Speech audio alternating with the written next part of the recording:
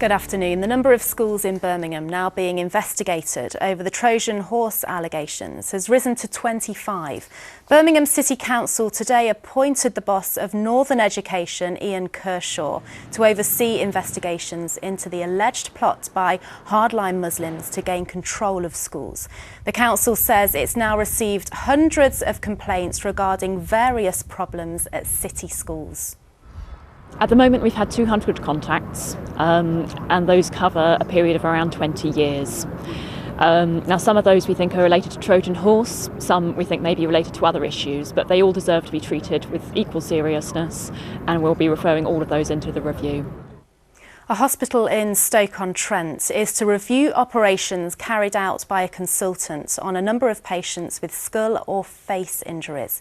It's after other surgeons at the University Hospital of North Staffordshire raised concerns about the techniques used by a colleague who hasn't worked for the trust since he was suspended in February last year.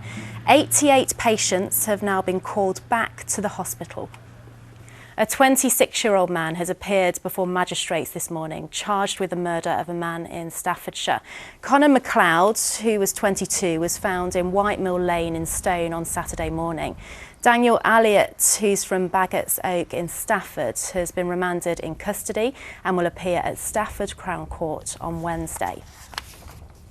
GPs in Birmingham have been given almost £1 million as part of a pilot scheme to improve access to care for 60,000 patients. The trial will involve 2 care centres staying open for 12 hours a day, 7 days a week, offering an extra 500 more appointments each week.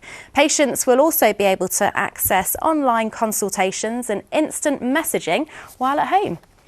Now, business is booming for a shoe company from Leicestershire after Prince George wore their shoes on the royal tour in New Zealand. The future king wore a pair of leather navy shoes designed and produced by Oadby company Early Days. They've had inquiries from around the world and popularity could lead to the company taking on more staff. Exciting, but at the same time, coping with demand's been the biggest problem we've had. We had to close the website within 2 hours of us first seeing the images. And then shortly after that, we had retailers phoning in saying they'd sold out. Right, a quick look at the weather now with Joe Lobo.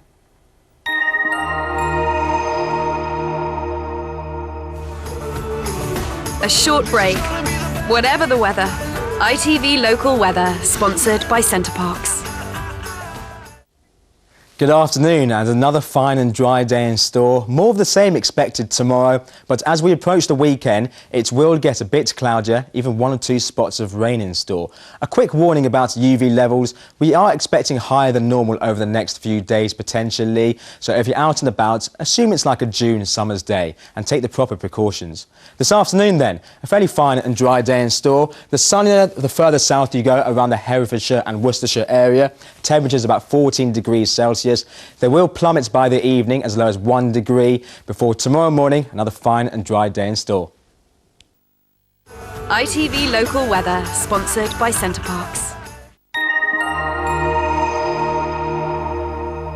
And that's your news and weather. I'll be back with Matt Teal at 6 o'clock. We do hope you can join us then. For now though, from me and the rest of the Lunchtime team, have a lovely afternoon. Bye-bye.